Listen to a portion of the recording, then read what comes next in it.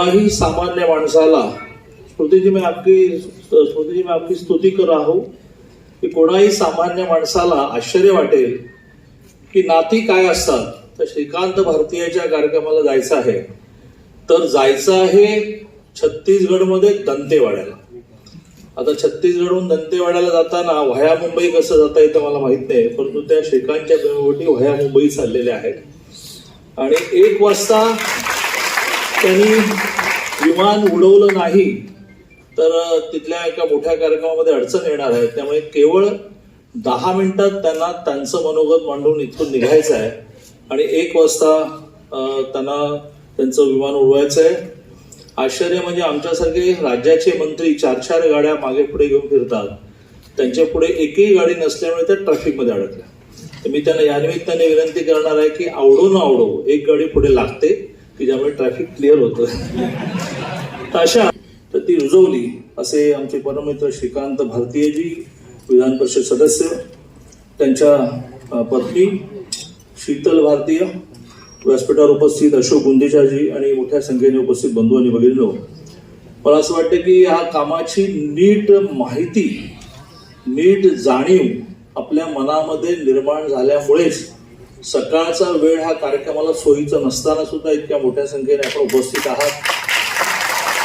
हे एक मोठं पुण्याचं काम आहे की जे कोणी ना कोणी करण्याची आवश्यकता होती. त्याची सुरुवात श्रीकांतने केली, त्याला सरकारने पाठबळ उभं केलं आणि करता करता 1% नोकरी आणि शिक्षणामध्ये आरक्षणापर्यंत हे पोहोचलेलं आहे आणि याची खूप वाढ होईल.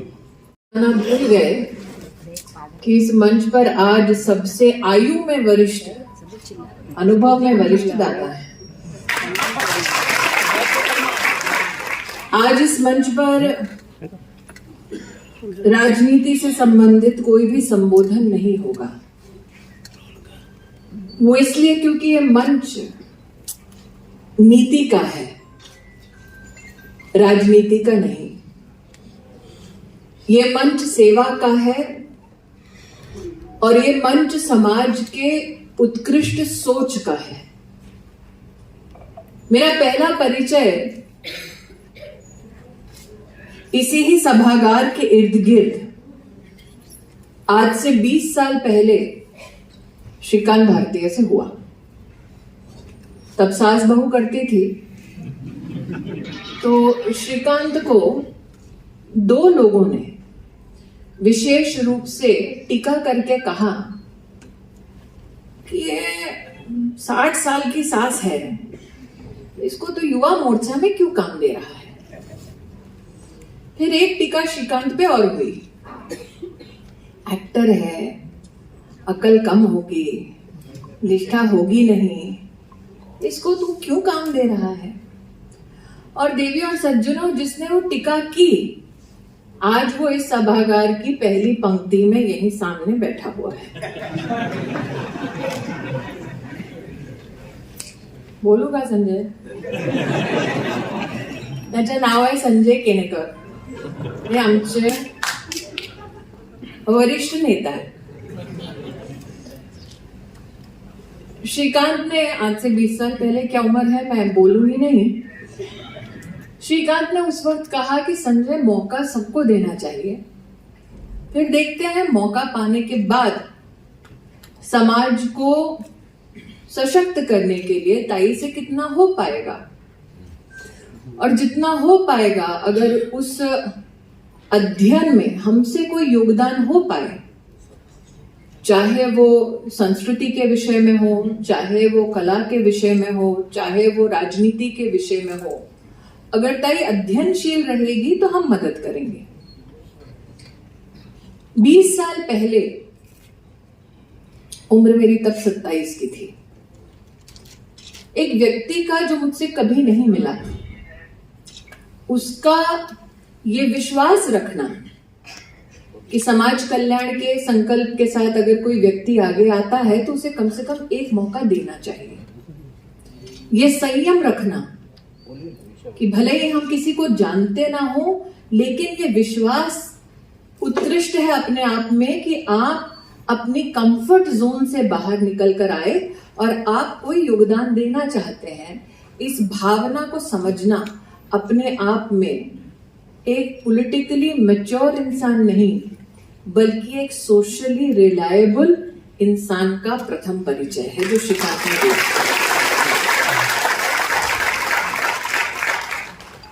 तब से लेकर अब तक भारतीय जनता पार्टी में संगठन की दृष्टि से, सरकार की दृष्टि से उत्कृष्ट कार्य करने वालों में से श्रीकांत भारतीय का नाम है। और 20 सालों की संकराल में मैंने कभी भी श्रीकांत की किसी भी बात का विरोध नहीं किया, क्योंकि we have always met on the battlefield of ideas. और आइडिया जब तर्पण का आया तब दादा ने तो आज पक्षपात किया है, श्रेया को शीतल बोला है, तो मैंने बोला श्रीकांत को ये ससुराल वालों में क्यों माहौल बिगाड़ रहे हैं।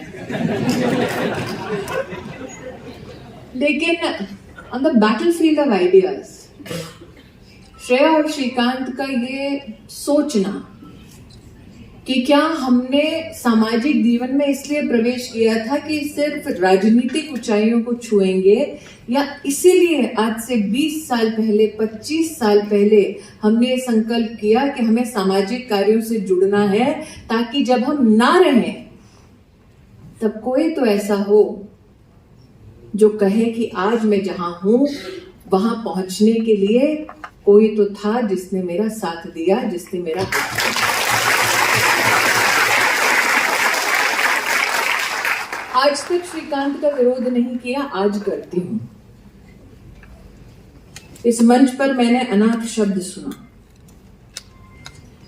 जिस धरती को हम जननी कहते हैं, जब तक उस धरती को जननी कहते हैं तब तक उस पुण्य धरती पर विद्यमान कोई भी व्यक्ति अनाथ नहीं हो सकता। जब तक ये मां है श्रीकांत, तब तक माता पिता होने के बावजूद हम धन्य हैं, और जिनके परिवार में ये चुनौती है वो भी किसी रूप में अनाथ नहीं है। और इसका सबसे बड़ा प्रतीक ये है जो आज दादा पाटिल ने कहा कि जब उन्होंने चिंता की कि श्रीकांत तर्पण को आगे ले जाने के लिए क्या व्यवस्थाओं की कोई चुनौती है, तो श्रीकांत ने पलटकर बोला नहीं। जब उत्कृष्ट काम करना हो, जब समाज कल्याण के संकल्प के साथ किसी की मदद करनी हो, तो भारत का ये स्वभाव है, भारत का ये संस्कार है कि कोई भी अकेला नहीं छोड़ा जाता। सब साथ मिलकर एक व्यक्ति, एक समुदाय की सेवा के लिए अपने आप को उपस्थित करते हैं।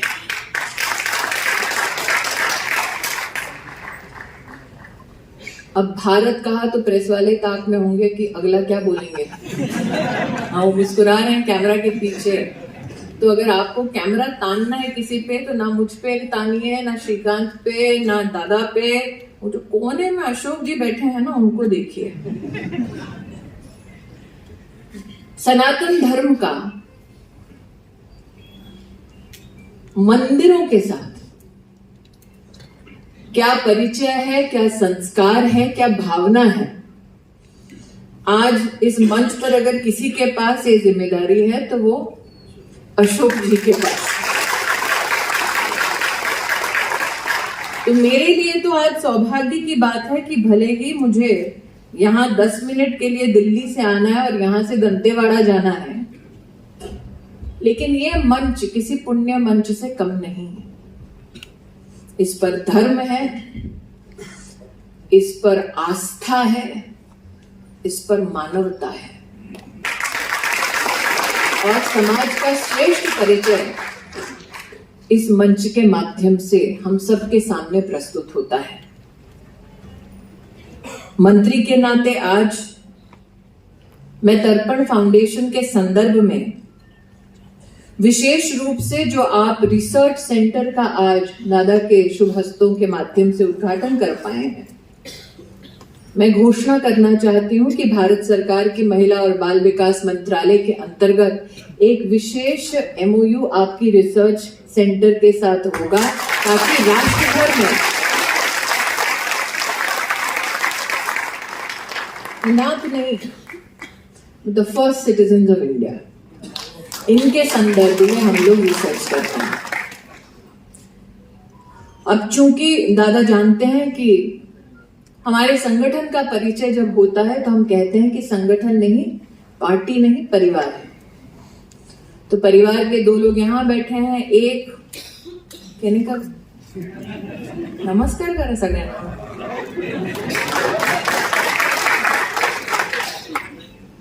तो मैं केनेकर की ओर से और अपनी ओर से घोषणा करती हूँ, पार्टी के परिचय के अलावा मेरा श्रीकांत से और श्रेया से आग्रह है कि जिस स्फूर्ति के साथ सृजन की भूमिका में आपने तर्पण फाउंडेशन को महाराष्ट्र में प्राण दिए, उसी प्रकार से तर्पण फाउंडेशन का आप देश की राजधानी में दिल्ली चैप्टर की शुरुआत करें। मैं फाउंडेशन की कार्यकर्ता बनकर आपको सहयोग दूंगी। औरंगाबाद चैप्टर की, संभाजीनगर चैप्टर की पूरी जिम्मेदारी कहने का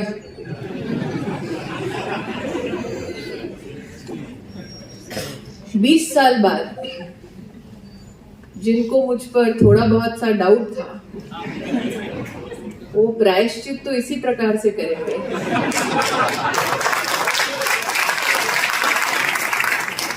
अगली बार विशेषतः बड़े शहर में कोई अकेली महिला अगर अपने राष्ट्र के उत्थान के लिए योगदान देना चाहे तो उस पर विश्वास करने वाला, उसको प्रोत्साहित करने वाला एक युगल जोड़ा उसे निश्चित रूप से मिलेगा। मुझे इस बात की खुशी है कि आज जिसको स्मार्टफोन मिला, डिवाइस मिला, लैपटॉप मिला, ना उस लड़की की आंखों में मायूसी थी, ना उस लड़के के चेहरे पे शिकन थी। इस मंच से ऐसे लोगों के बारे में भाषण देना बहुत आसान है, इनकी मदद करना थोड़ा सा मुश्किल, लेकिन इनका जीवन जीना अपने आप में एक चुनौती है। और उस चुनौती का आपने जिस प्रकार से सामना किया, जीवन की आपाधापी में मैं आपसे कहना चाहती हूं कि जो कहते हैं ना भरे पूरे परिवार, वहां पर भी आज ये हालात हैं कि बूढ़े माँ बाप की बात सुनने के लिए औलाद तो है, लेकिन औलाद के पास वक्त नहीं है।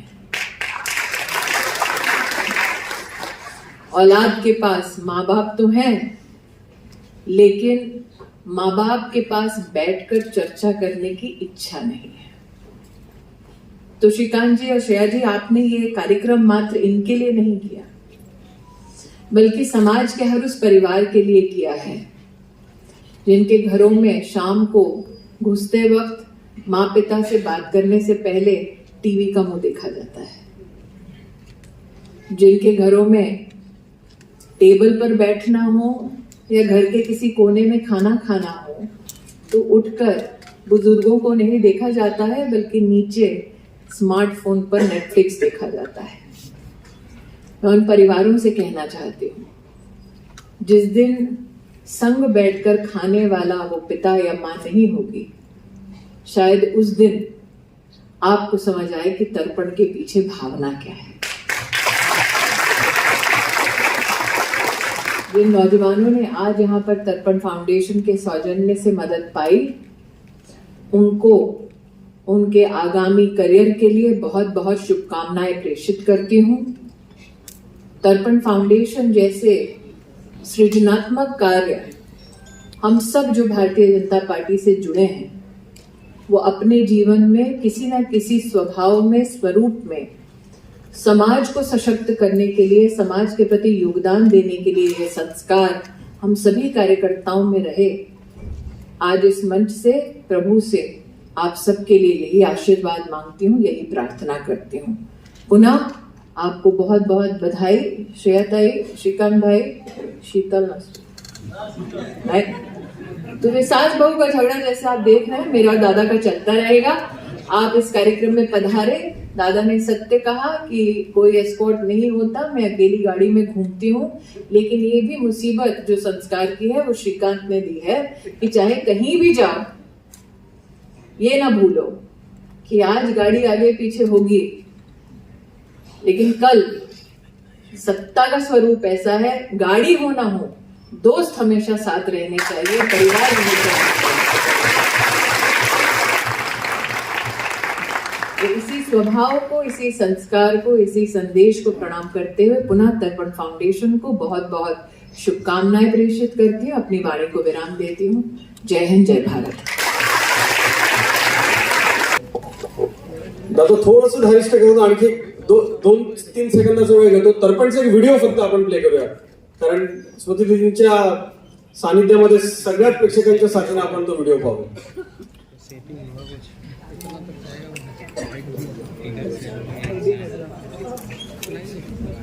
नमस्कार, मेरा नाम सारिका मल्होत्रा, मैं CEO तर्पण फाउंडेशन की। 18 साल के बाद बच्चों को अनाथ आश्रम छोड़ना पड़ता है। उनके पास ना आधार कार्ड ना पैन कार्ड, रहने की जगह नहीं, खाने के लिए कुछ नहीं।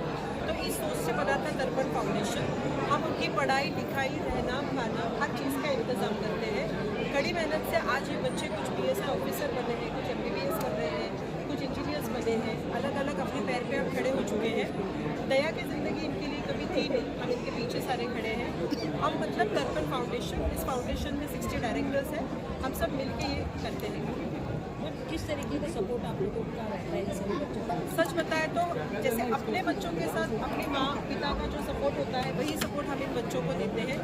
इमोशनल देते हैं, फिजिकली कभी ये डिप्रेस्ड हो जाते हैं, इनसे बातचीत करते हैं, मेंटली देते हैं, फाइनेंशियली देते हैं। कभी कोई फेस्टिवल हो जैसे हम हमारे बच्चों के साथ करते हैं, हम इन बच्चों के साथ करते हैं। तो जैसे एक माँ बच्चे, पिता बच्चे का रिश्ता होता है, वही तर्पण और बच्चों का। लोगों को क्या विनती करती हूँ कि आपके भाग में अगर आपको किसी तरह के अनाथ बच्चे दिखते हैं जो पढ़ नहीं पाते हैं, जिन्हें भूख लगी हो या कुछ, आप कैसे ना कैसे कुछ ना कुछ करके प्लीज़ इनके पीछे खड़े रहिए। खून का रिश्ता ज़रूरी नहीं होता है, हमें बस प्यार देना ज़रूरी है। और जैसे स्मृति ईरानी जी ने कहा कि इस भूमि पे कोई बच्चा अनाथ नहीं है, तो हमें वो बात सत्य करके दिखानी है। हर बच्चे को यशोदा की ऐसे परिवार मिलने चाहिए, यही मेरी तो जैसे स्मृति जी ने कहा कि काफ़ी सारी जगहों पे ये सब होना चाहिए। हमने रिसर्च एंड डेवलपमेंट फाउंडेशन शुरू किया है। अनाथ बच्चे के ऊपर कहीं भी रिसर्च होता नहीं है। तर्पण फाउंडेशन इसकी वजह से, ये सोच से इन्होंने ये शुरू किया है। इसमें हर स्टेट के बच्चे का रिसर्च होगा, कहाँ कहाँ इस तरह के बच्चे हैं, आश्रम से कब निकलते हैं, इनके साथ होता क्या है, ये क्या करते हैं, हमें इनको डेवलप स्थिति में लेके जाना है। तो इसी सोच से रिसर्च एंड डेवलपमेंट तर्पण का शुरू हुआ। बताया, मेरा नाम नमस्ते, मैं गगन मल्होत्रा। 18 साल कोई उम्र नहीं है जहाँ पर इन्हें अनाथ आश्रम से बाहर निकाल दिया जाता है। तो तर्पण फाउंडेशन ने 2021 में महाराष्ट्र सरकार के साथ एक MOU साइन किया, जिसके तहत बच्चे जैसे 18 साल के होंगे उनका डेटा गवर्नमेंट हमें प्रोवाइड करेगा। पिछले 3 साल में अभी 1161 बच्चों का हम उनका पुनर्वास कर सके हैं, जिसमें हम उनका रहने का, उनके खाने की, उनकी डेली नीड्स और सबसे इम्पोर्टेंट उनको एजुकेशन, जिससे वो अपने पाँव पे खड़े हो सके, उनके ऊपर हमने ध्यान दिया है। इसी का कुछ रिजल्ट आज यही था कि कुछ बच्चों ने MPSC क्रैक करके PSI बन चुके हैं। उसी के साथ साथ नर्सिंग के अलग अलग कोर्सेज किए, पुलिस कांस्टेबल बने हैं और अभी कुछ MPSC के लिए अपेयर कर रहे हैं, MPSC UPSC के लिए।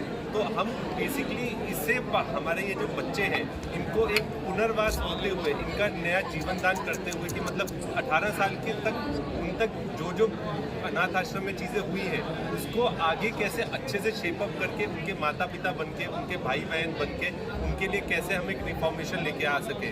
तो हम पूरा सिस्टमेटिक डेटाबेस ओरिएंटेड ये महाराष्ट्र सरकार में पिछले 3 साल से काम कर रहे हैं। अभी आज के इस अवसर पे जब हम यहाँ पर तर्पण orphan research academy development centre की बात, टॉरेक की जो हम बात कर रहे हैं आज, जिसका इनॉग्रेशन स्मृति ईरानी जी के हाथों से हुआ है, तो इसके तहत हम पूरी इसकी डिटेलिंग में जाने वाले हैं कि मतलब पूरे हर राज्य भर में अलग अलग क्या क्या इनके लिए योजनाएं रखी गई है, जिससे इनके बेटरमेंट की हम बात कर सकें। कैसा है, महाराष्ट्र सरकार एक पहली स्टेट है जहाँ पर हम ये काम कर सके हैं। कहते हैं आकाश बहुत बड़ा है, तो हम कितने उसमें से हम वाटअप में उनकी मदद कर सके इन बच्चों की, हमारी वही हमेशा इच्छा रहेगी। जी ने कहा भी कि अभी वो केंद्र सरकार